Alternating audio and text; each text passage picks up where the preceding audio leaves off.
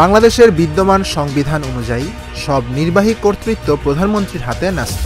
প্রধানমন্ত্রী ও প্রধান বিচারপতি নিয়োগ ছাড়া রাষ্ট্রপতিকে অন্য যে কোনো কাজ করতে হয় প্রধানমন্ত্রীর পরামর্শ অনুযায়ী।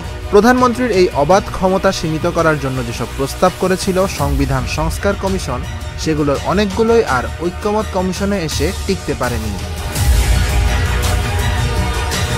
যেভাবে সংস্কার প্রস্তাবে ঐক্যমত হয়েছে তাতে কিছু ক্ষেত্রে প্রধানমন্ত্রীর ক্ষমতা কিছুটা কমবে, যেমন নির্বাচন কমিশন গঠন, সরকারি দল, বিরোধী দল ও বিচার বিভাগের প্রতিনিধির সমন্বয়ে গঠিত একটি বাছাই কমিটি প্রধান নির্বাচন কমিশনার ও অন্যান্য নির্বাচন কমিশনার বাছাই করবেন। কমিটি যাদের বাছাই করবে তাদের নিয়োগ দেবেন রাষ্ট্রপতি।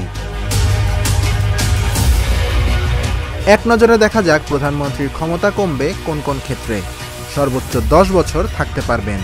ইসি গঠিত হবে একটি বিশেষ কমিটির বাছাইয়ে। মানবাধিকার আইন কমিশন সহ 4 প্রতিষ্ঠানে সরাসরি নিয়োগ দেবেন রাষ্ট্রপতি। সংসদীয় কমিটি সহ কিছু কমিটির সভাপতি বিরোধী দল থেকে দেওয়া হবে। জরুরি অবস্থা জারির ক্ষেত্রে প্রধানমন্ত্রীর প্রতিস্বাক্ষরের পরিবর্তে মন্ত্রিসভার অনুমোদনের বিধান যুক্ত করা হবে। রাষ্ট্রপতির ক্ষমতা।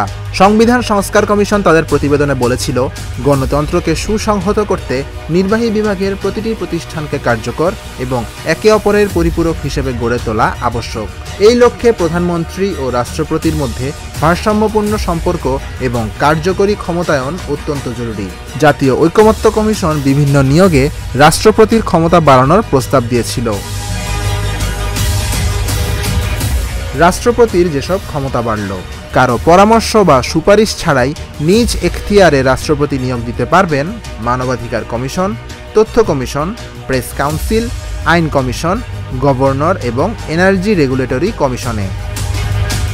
Dhaka journal news desk.